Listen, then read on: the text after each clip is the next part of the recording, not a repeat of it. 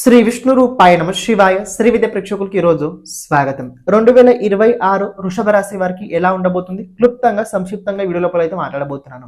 2026 వృషభ రాశి వారి కనుక చూసుకున్నైతే గ్రహస్థితి గోచరం లోపల నడుస్తున్న గ్రహస్థితి అనుసారంగా అయితే నిర్మితం చేశాను. కొన్ని విషయాల లోపల బాగుంది, కొన్ని విషయాల్లో అంత అనుకూలంగా లేదు. ప్రత్యేకంగా ఏంటంటే ఎవరైతే ఆస్ట్రాలజర్స్ ఉన్నారో, ఎవరైతే డాక్టర్స్ ఉన్నారో వాళ్ళకి చాలా బాగుంది. ఎవరైతే అడ్వకేట్స్ ఉన్నారో, ఎవరైతే అకౌంటెంట్స్ ఉన్నారో వాళ్ళకి బాగుంది. ఎవరైతే ప్రత్యేకంగా సొంతంగా ఫ్యామిలీతో బిజినెస్ నడుస్తుందో వాళ్ళకి అంత అనుకూలంగా లేదు. అంటే ఫ్యామిలీ బిజినెస్ ఎవరిదైనా కనుక ఉన్నట్లయితే, అంటే ఆ బిజినెస్ లోపల మొత్తం ఫ్యామిలీ కనుక ఇన్వాల్వ్ అయి ఉన్నట్లయితే అలాంటి వారికి ఈ సంవత్సరం కొద్ది ఫ్యామిలీ లోపల డిస్టర్బెన్స్ చిన్న చిన్న ఇష్యూస్ వల్ల క్రియేట్ అయ్యే అవకాశాలు ఉన్నాయి. రెండోది ఏంటంటే ఫైనాన్స్ పరంగా ఈ సంవత్సరం వృషభ రాశి వారికి బాగుంది. ఎప్పుడు కనుక చూసుకున్నట్లయితే మార్చి నుంచి నవంబర్ ఈ టైం ఏదైతే ఉందో ఫైనాన్స్ పరంగా మీకు కొన్ని సపోర్ట్ అయితే ఉండబోతుంది. ఏనకైనా ప్రకారైనా మీకు ఏదో ఒక ప్రకారంగా ఆ సమయం లోపల డబ్బు వచ్చుద్ది అని ఇతర పూర్వం మీకు రావాల్సిందైన డబ్బు ఉన్నట్లయితే ఆ సమయకాల లోపల వచ్చే అవకాశాలు అయితే ఉన్నాయి. విద్యార్థులు ఎవరైతే వృషభ రాశి వారు ఉన్నారో వాళ్ళకి సంవత్సరం కొద్దిగా అంత చదువు పట్ల దృష్టి అయితే సరిగ్గా కనిపించట్లేదు.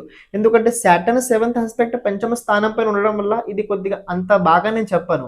కానీ ఎప్పుడైతే దేవగురు బృహస్పతి కర్కాటక రాశిలో వస్తాడో అప్పుడు విద్యార్థులకు కొన్ని ఆపర్చునిటీస్ అయితే ఈ సంవత్సరం కనపడుతున్నాయి. సరిగ్గా కనుక ఉపయోగించుకున్నట్లయితే గ్రోత్ కూడా ఈ సంవత్సరం ఉండబోతుంది. ఆన్లైన్ సోషల్ మీడియా ఇన్ఫ్లుయెన్సర్స్ ఎవరైనా ఉన్నట్లయితే వాళ్ళకి సంవత్సరం ఇతరుల సహకారంతో పాటు మీ వ్యక్తిగత జీవితం లోపల వృద్ధి చెందే అవకాశాలు అయితే ఉన్నాయి. దాంపత్య జీవితం కనుక చూసుకోవాలైతే ఈ సంవత్సరం బాగుంది. సంతాన యోగం కూడా ఈ సంవత్సరం కనపడుతుంది. అలాగే ఈ సంవత్సరం ట్రావెలింగ్ కొద్దిగా ఎక్కువగానే ఉండబోతుంది. అవసరం అయితేనే చేయండి, లేకపోతే వదిలేయండి అని ఆధ్యాత్మిక పరంగా ఈ సంవత్సరం వృద్ధి కూడా తప్పకుండా కనపడుతుంది.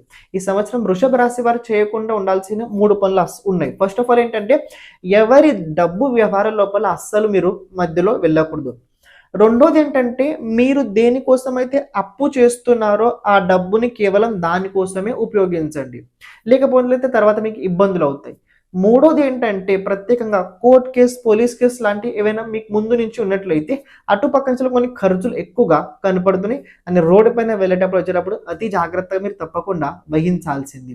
లేకపోతే చిన్న చిన్న దెబ్బలు తగిలే అవకాశాలు ఈ సంవత్సరం కొద్దిగా ఎక్కువగానే ఉండబోతున్నాయి. ఈ సంవత్సరం చేయాల్సిన పరిహారం ఏదైతే ఉందో మనం వేరే ఛానల్ లోపల చెప్పడం జరుగుతుంది. కుదిరినట్లయితే మీరు చూడడానికి ప్రయత్నించండి. ఛానల్ని ప్రతి ఒక్కరు సబ్స్క్రైబ్ చేసి పెట్టుకోండి. శ్రీమాత్రే నమః.